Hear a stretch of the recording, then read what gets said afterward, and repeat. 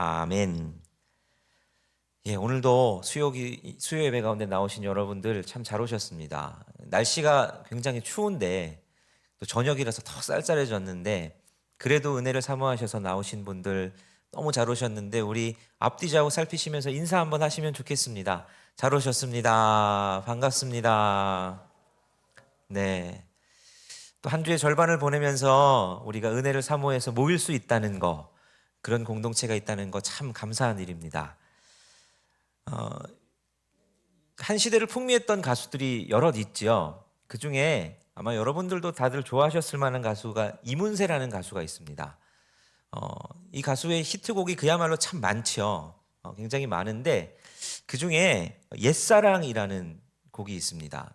이영훈 씨, 지금은 돌아가셨는데 이영훈 씨가 이 작사, 작곡한 노래인데 이 노랫말이 너무 아름다워서 상까지 받은 그 노래입니다. 그 노래 중에 이런 가사가 있습니다. 사랑이란 게 지겨울 때가 있지. 사랑이라는 게 지겨울 때가 있다. 여러분 사랑해 보셨죠? 뭐 여러 가지 사랑이라는 게 있겠지만 누군가를 사랑한다고 하면서 사랑하면서 지겨워질 때가 있다라는 말에 여러분 어떻게 공감이 되십니까? 인간의 사랑이라는 게 안 그럴 것 같은데, 안 그래야 될 것 같은데 그럴 때가 있습니다. 아무리 죽고 못 사는 것처럼 그렇게 연애를 하다가도 서로 헤어지기도 하고, 부부간에 만나서 부부간에서 서약도 하지요. 이제 검은 머리가 팥뿌리가 될 때까지 사랑하겠습니다. 하지만 그래도 살다 보면 그게 안 맞아서 권태기가 오고 의견이 충돌하고 사내 못 사내 하다가 이혼하기도 하고 그런 세상입니다. 오래된 친구 사이에도 다툼이 나고 부모와 자식 사이에도 다툼이 나고 사랑이라는 게 인간 사이에서 참 로맨틱하고 영원해야 할 것 같지만 그 사랑도 지겨워질 때가 있는 게 우리들의 삶입니다. 그런데 이게 인간 사이에서만 일어나는 일이 아니라 하나님과 우리 사이에서도 그런 일들이 일어납니다. 우리 신앙생활을 하다 보면 하나님 편이 아니라 우리 편에서 그런 일들이 때때로 일어나죠. 신앙생활이라는 것 자체가 하나님과의 관계를 회복해서 아름다운 관계를 유지하는 게 신앙생활입니다. 여러분 구원이라는 게 그거지 않습니까? 구원은 단절됐던 하나님과의 관계가 회복되는 게 구원입니다. 에덴 동산에서 죄를 지어서 그때부터 에덴 동산에서 쫓겨나고 하나님과의 관계가 끊어졌지요. 근데 그 끊어진 하나님과의 관계가 회복되는 게 구원입니다. 다시 하나님의 울타리 안으로 들어오는 게 구원인데 그렇게 구원받은 사람들은 날마다 더 깊은 하나님과의 교제를 해가야 되죠. 그러니까 더 사랑이 깊어져야 되는 겁니다. 정말 죽고 못 살 것처럼 하나님하고 그렇게 깊어져야 되는 건데 근데 희한하게 신앙생활을 여러분 처음 시작할 때는 정말 하나님 없으면 죽고 못 살 것처럼 신앙생활을 합니다. 소위 말해서 하나님과의 첫사랑이라고 그러죠. 여러분 하나님과의 첫사랑을 지금 충만하게 누리고 계신 분도 계시겠지만 하나님과의 첫사랑을 그게 어째적 사랑인가 잊어버릴 때가 있죠. 여러분 어떠십니까? 막 하나님 없으면 죽고 못 살 것처럼 막 그러십니까? 어떤 것 같으십니까? 대부분 막 좀 찔려하는 듯한 마음이 우리 가운데 있습니다. 사랑이 그렇죠. 뭐 물론 막 죽고 못 사는 것만이 사랑은 아니지만 하나님과의 사랑이 가면 갈수록 더 애틋해지고 주님이 더 보고 싶고 주님을 위해서 뭔가 더 해주고 싶고 그런 감격을 누리는 거 그게 제대로 된 신앙이고 하나님 앞에서 내가 주님과의 사랑의 교제가 매일매일 지속되는 게 정상인데 그러지 못하는 게 일반적이라고 그냥 원래 그런 거라고 치부해버리기에는 신앙생활이 그런 게 아니거든요. 우리가 뭔가 잘못된 것들이 많이 있다라는 겁니다. 그런 걸 뭐라 부르느냐? 정말 주님과의 뜨거운 첫사랑을 막 누리다가 점점 사랑이 식어져 가고 나중에는 뭐 하나님 없어도 뭐 내 삶에 별 바뀌는 것도 없고 불편한 것도 없고 그렇게 되는 상태를 우리는 영적 침체라고 부릅니다. 또는 영적인 슬럼프라고 부르죠. 하나님 위에서 살기 위해서 그 뜨거운 마음으로 봉사하고 뭔가 주님을 위해서 막 살아가다가 어느 순간 내 삶에 주님을 향한 주님의 비중이 점점 줄어들거나 아니면 주님을 생각하는 시간이 줄어들다가 나중에는 주님과의 관계가 굉장히 의무적이 되는, 헌금도 하고 봉사도 하고 교회 생활은 하는 것 같은데 그게 주님을 사랑하는 마음에서 하는 게 아니라 뭔가 의무방어전처럼 의무적으로 그냥 해야 되니까 하는 것처럼 되어가는 그 상황을 우리는 영적 침체, 영적 슬럼프 이렇게 부릅니다. 근데 우리가 그런 시간들을 경험할 때가 종종 있죠.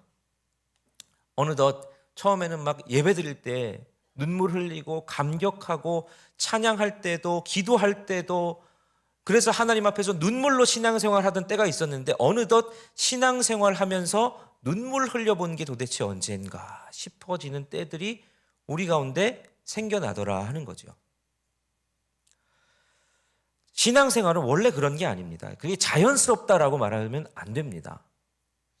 우리 가운데 늘 맨날 눈물 흘릴 수는 없겠지만 하지만 예배 때에 그리고 주님 앞에 기도할 때에 때로는 주님 앞에 찬양할 때 눈물도 흘리고 그리고 주님을 향해서 그 벅찬 감정들이 우리 가운데 솟아나고 이런 것들이 우리 가운데 있어야 되죠.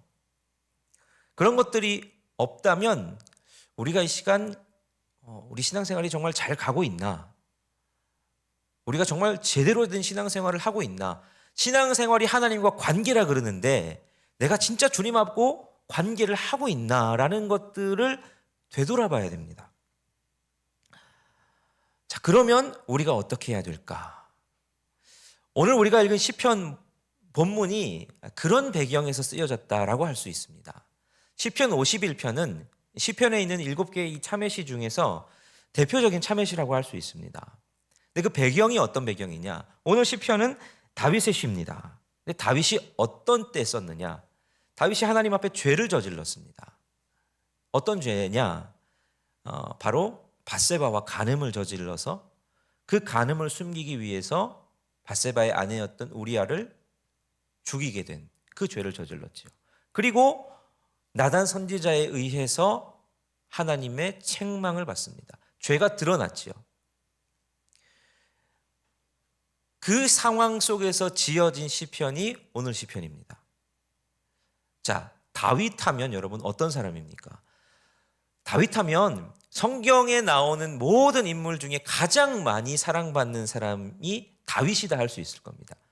신약에는 뭐 바울이라고 할 수 있고 구약에는 다윗이라고 할 수 있지만 영어 이름 지을 때도 여러분 보면 제일 한국 사람들이 영어 이름 많이 짓는 것 중에 하나가 데이빗입니다. 그만큼 다윗을 좋아하죠, 사람들은. 다윗이 굉장한 인물이죠.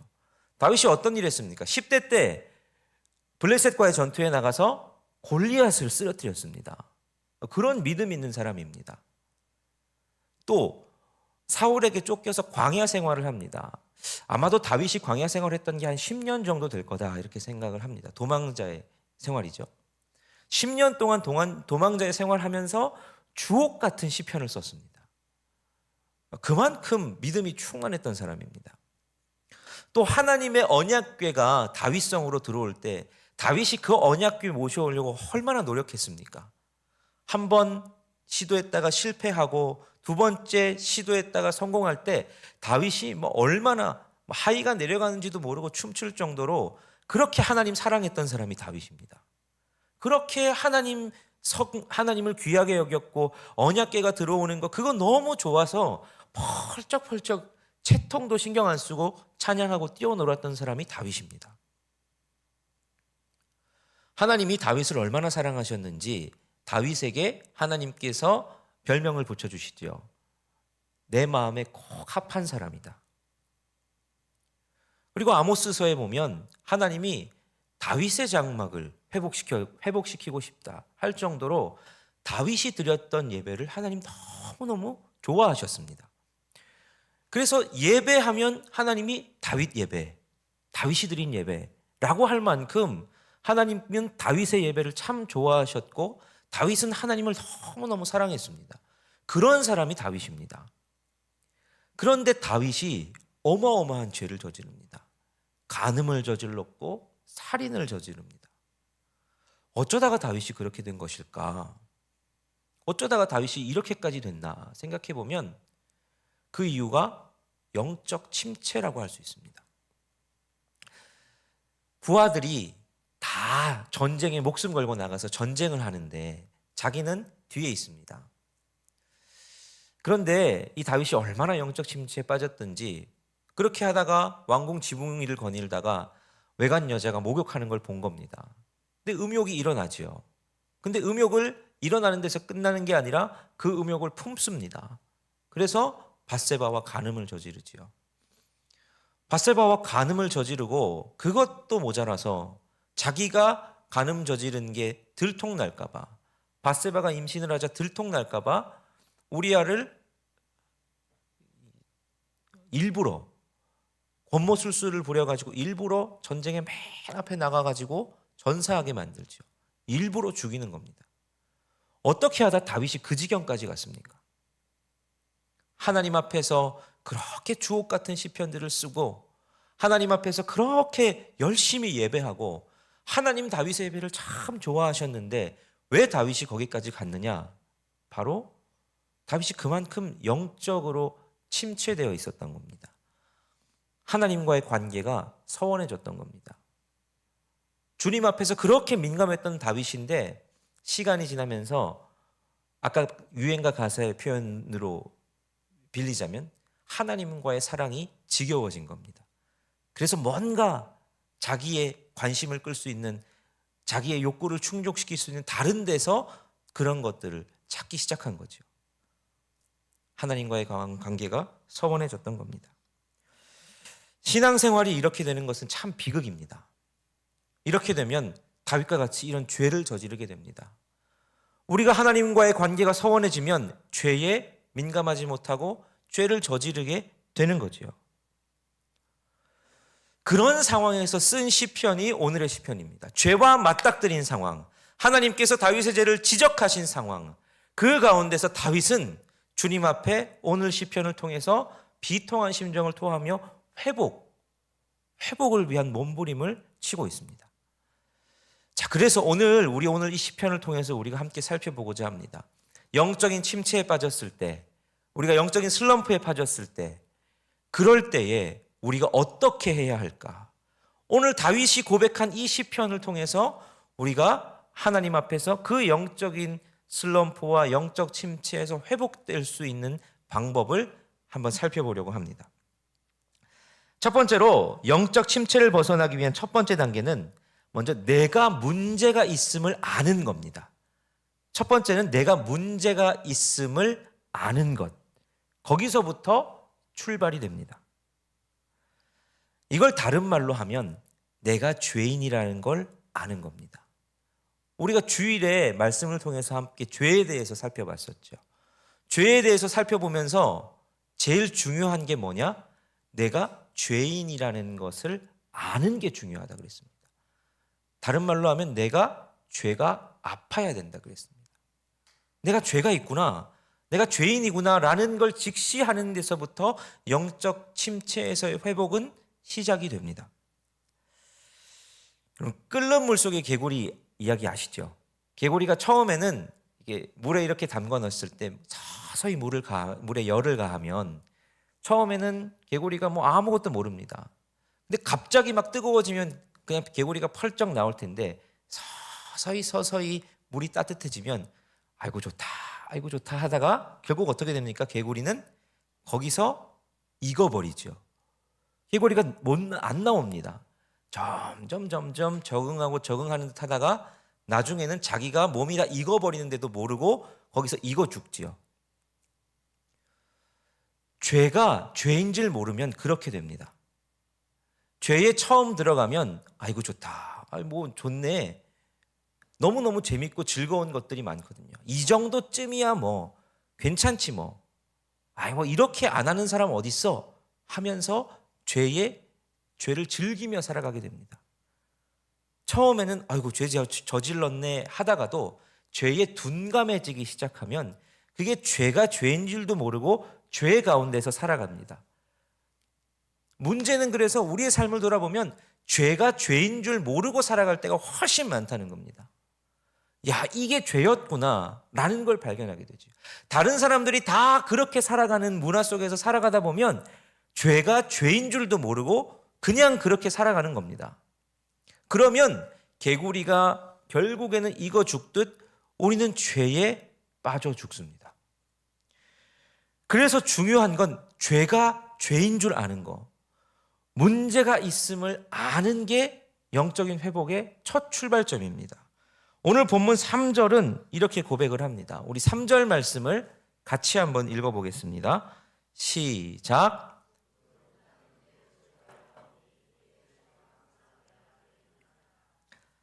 다윗이 이렇게 고백합니다. 무릇 나는 내 죄가를 압니다. 내 죄가 항상 내 앞에 있습니다. 다윗이 죄를 인식합니다. 주님, 내가 죄인인 거 내가 압니다. 내가 늘 죄를 그렇게 저지르며 살아왔습니다. 다윗이 자기의 죄를 인식합니다. 문제가 있음을 인식하는 거죠. 자신의 죄를 인식하는 것이 소망입니다. 여기서부터 소망이 생기는 겁니다. 죄가 죄인 줄도 모르면, 제가 아픈 줄 모르면, 내 몸에 문제가 있구나, 내 영혼에 문제가 있구나, 이거 모르면 소망이 없는데, 아, 내가 지금 아프구나, 내가 문제가 있구나, 거기서부터 소망이 생기는 거죠. 여러분의 신앙생활은 요즘 어떠십니까? 여러분의 기도 속에 회개의 기도가, 그래서 회개하면서 눈물을 흘렸던 기억이 최근에 언제가 있으십니까? 내가 진짜 죄인이었구나 라는 게 여러분의 삶에서 깨달아졌던 게 자주 있는 일이십니까? 아니면 내 기도 속에서도 내가 구할 것만 많았지 내 죄가 죄인 줄 모르고 내 기도 속에 어느선가 회개가 사라져버렸던 건 아닌지, 그걸 우리가 한번 되돌아봐야 되지 않겠습니까? 혹시나 나는 따뜻한 물속에, 점점 데워지는 물속에 있는 개구리처럼 늘 잘 가고 있었다고, 괜찮다고만 생각하고 있었던 것은 아닙니까? 그걸 점검하는 방법이 내게 언제 회개의 눈물이 있었는가 하는 걸 점검하는 겁니다. 오늘 이 밤이 주님 앞에서 그걸 점검할 수 있는 밤이 되시면 좋겠습니다. 하나님, 제가 도대체 언제 회개의 눈물을 흘렸습니까? 하나님, 내가 죄인이구나, 내가 죄 저질렀구나, 죄 때문에 많이 아파했던 것이 도대체 언제입니까? 하는 걸 점검할 수 있는 저와 여러분들이 되시기를 간절히 바랍니다. 영적 침체를 벗어나기 위한 두 번째 단계는 문제를 해결할 수 있는 분 앞에 나아가는 겁니다. 내 문제를 인식했다면 두 번째는 내 문제를 해결할 수 있는 분께 나아가는 게 두 번째 단계입니다. 자, 우리가 죄인인 줄 알았다면, 내가 죄의 문제가 있는 줄 알았다면 그 죄의 문제를 해결할 수 있는 분께 나아가는 거, 그게 이제 두 번째 단계라는 거죠. 창세기 3장에 보면 아담과 하와가 죄를 짓습니다. 선악과를 먹지요. 근데 선악과를 먹고 나서 아담과 하와가 했던 행동이 뭐냐? 나무 사이에 숨는 거였습니다. 하나님이 아담을 찾으시죠. 아담아, 아담아, 내가 어디 있느냐? 근데 아담이 나무 사이에 숨어 있었습니다. 하나님 앞에 나아가지 않습니다. 하나님이 어디 계신지 모르지 않으셨겠지만 하나님이 찾으실 때에야 아담이 하나님께 대답을 합니다. 죄를 짓고 나서 인간의 본성이 죄를 짓고 그 죄를 하나님 앞에 나아가는 게 아니라 자기가 해결하려고 하는 습성이 생겼습니다. 죄의 습성이 그거죠. 우리가 주일에 배웠죠. 자기 마음대로 뭔가를 결정하고 자기 마음대로 하고 싶어 하는 것. 그래서 인간은 죄를 짓고 그 죄를 자기 식대로 해결하고 싶어 합니다. 예수님을 팔아넘긴 가룟 유다가 어떻게 했습니까? 예수님을 팔아넘긴 게 잘못됐다는 걸 알았습니다, 유다가. 그러자 어떻게 합니까? 예수님 판 돈을 제사장들 앞에 던지죠. 그리고 나서 어떻게 해야 됐습니까? 잘못했다고 하나님 앞에 회개해야 되는데 유다가 그러지를 않고 스스로 목숨을 끊습니다. 자기 방법대로 행하는 겁니다. 하나님 앞에 나아가서 하나님을 해결해 주실 수 있는 하나님 앞에 나아가는 게 아니라 자기 방법대로 죄책감에 그냥 목숨을 끊는 걸 선택하는 겁니다. 그게 인간입니다. 문제를 해결할 수 있는 분께 나아가는 게 아니라 자기 식대로 해결하려고 합니다. 성경에 보면 죄인들이 늘 그렇습니다. 우리 일상생활에도 돌아보면 그렇지 않습니까?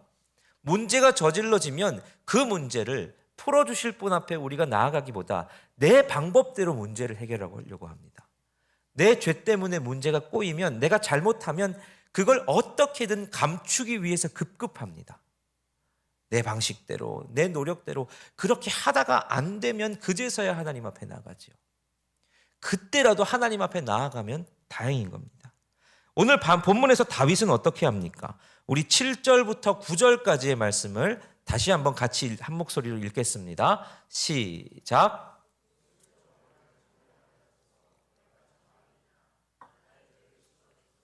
내가 눈보다 희리이다. 내게 즐겁고 기쁜 소리를 들려주시사 주께서 꺾으신 뼈들도 즐거워하게 하소서. 주의 얼굴을 내 죄에서 돌이키시고 내 모든 죄악을 지워주소서. 다윗이 나단으로부터 잘못을 지적받습니다. 하나님께서 나단을 통해서 다윗의 잘못을 지적하시죠. 그때 다윗은 어떻게 반응할 수 있었겠습니까? 죄된 본성이라면 다윗이 자기가 자기 식대로 해결할 수 있었을 겁니다. 다윗이 왕이지 않습니까? 다윗은 조용히 나단을 묻어버릴 수 있습니다. 없애버릴 수 있습니다. 자기 잘못을 드러내지 않는 방법들이 여러 가지가 있겠지요. 신하들이 그 일들을 발설하지 못하게 했을 수 있을 거고, 나단을 쥐도 새도 모르게 죽여서 자기 잘못을 그냥 다 덮는 듯한 반응으로 반응할 수 있었습니다. 그런데 다윗이 어떤 걸 선택합니까? 하나님 앞에 나아가는 걸 선택합니다. 주님, 우슬초로 나를 정결하게 해주십시오. 주님 제 죄가를 아니까 주님 앞에 나아갑니다. 주님, 내 모든 죄악을 지워주십시오. 죄를 해결할 수 있는 분께 나아가는 것, 그게 영적 침체를 벗어날 수 있는 두 번째 단계입니다. 우리가 계속해서 죄를 짓습니다. 죄를 짓고 또 짓지요. 그래서 이걸 어떻게든 내 힘으로 뭔가 해보려고 합니다. 근데 우리의 힘으로 죄를 이길 수가 없습니다. 그래서 우리는 이 죄의 문제를 해결할 수 있는 분께 들고 나가야 됩니다. 우리의 힘으로 안 됩니다. 우리의 방법으로 안 됩니다. 그래서 우리는 이걸 해결할 수 있는 분께 가지고 나아가야 되는 거죠. 여러분, 하나님은 우리에게 완벽을 요구하시는 분이 아닙니다. 우리가 완벽할 수 없다는 걸 압니다. 우리는 무의식적으로 내가 좀 괜찮은 사람인 듯 포장해서 하나님 앞에 나아가려고 합니다. 주일 예배 나올 때에도 뭔가 나는 괜찮은 사람이고 내가 하나님 앞에서 잘하고 제대로 살았다는 거, 그런 거 자랑하고 싶어 합니다. 다른 사람들을 보기에도 나는 괜찮은 신앙인인 듯 보여주고 싶습니다. 근데 하나님은 한 번도 우리에게 완벽을 요구하지 않으십니다. 그냥 있는 모습 그대로 나오는 걸 하나님은 원하시죠. 주님이 원하시는 거룩은 우리가 완벽해짐으로 말미암는 게 아닙니다. 주님이 원하시는 거룩은 세상의 방법과 구별되는 게 거룩입니다. 세상은 자기 식대로 자기의 모습을 포장하고 완벽해 보이고 죄를 숨기고 이런 게 세상의 방법이라면, 주님이 원하시는 거룩은 세상의 방법과는 다르게 하나님 앞에 나아가서 주님, 잘못했습니다. 내 죄가 이거 어떻게 할까요? 다윗의 표현을 빌리면 주님, 우슬초로 나를 좀 정결하게 해주십시오. 주님, 내 죄악을 지워주십시오 라고 내 죄의 문제를 있는 것 그대로 주님 앞에 가지고 나아갈 수 있는 게 거룩입니다. 주님이 원하시는 모습이 그 모습이지요. 회피하고 어떻게든 자기의 죄를 없애려고 하는 게 아니라 있는 것 그대로, 문제를 직시한 그대로 주님 앞에 나아가서 주님, 용서해 주십시오 구하는 거, 주님 그거를 우리에게 기뻐하신다 하는 겁니다. 우리에게는 방법이 없지만 하나님께는 방법이 있습니다. 그걸 주님 앞에 가지고 나가야 되는 거죠. 마지막 영적 침체를 벗어나기 위한 세 번째 단계는 성령님과 끊임없이 동행하는 겁니다. 아무리 생각해봐도 영적인 침체에 빠지지 않을 수 있는 방법은 끊임없이 성령님과 동행하는 것밖에 없습니다. 끊임없이 주님을 인식하고 끊임없이 주님 앞에 나아가고 주님과 늘 동행하려고 애쓰는 것밖에는 죄를 이길 수 있는 방법이 없습니다. 그래서 오늘 본문에서 다윗이 10절, 11절에서 이렇게 구하고 있습니다. 우리 10절과 11절의 말씀입니다. 한번 같이 읽겠습니다. 시작. 하나님이여 내 속에 정한 마음을 창조하시고 내 안에 정직한 영을 새롭게 하소서. 나를 주 앞에서 쫓아내지 마시며 주의 성령을 내게서 거두지 마소서.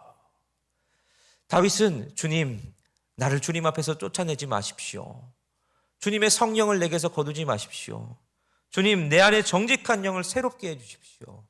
성령님과 동행하기를, 성령님과 함께 하기를, 성령께서 나와 함께 해주시기를 끊임없이 구하고 있습니다. 다윗은 하나님과의 관계 단절이 두려운 겁니다. 구원은 하나님과의 관계 회복이라 그랬지요. 근데 하나님과 관계가 또 끊어질까 봐 겁나는 겁니다. 여러분, 죄의 특성은 죄는 관계를 깨뜨립니다. 우리가 사람과의 관계도 그러지 않습니까? 우리가 어떤 사람에게 잘못하면 관계가 깨집니다. 그 관계를 회복하는 게 참 쉽지 않습니다. 죄의 특성은 관계를 깨뜨리는 겁니다. 우리가 죄를 저지르면 그게 하나님과의 관계가 깨어지는 데 결정적인 역할들을 합니다. 내가 뭔가 잘못하고 꺼림직한 게 있으면 왠지 하나님 앞에 나아가는 게 뭔가 걸리는 겁니다. 내 마음이 불편하고, 그전에는 주님 앞에서 막 나아가서 주님께 즐겁게 찬양하고 막 하는데 죄가 딱 들어오면 관계가 걸리는 거죠. 관계가 서먹서먹해지는 겁니다. 하나님 앞에서의 죄가 그런 역할들을 합니다. 그래서 아까도 말씀드렸지만 아담과 하와가 뭐 합니까? 죄 저지르고 나서 그렇게 하나님하고 관계가 좋았던 아담과 하와가 하나님 피해서 숨는 겁니다. 죄는 관계를 깨뜨립니다.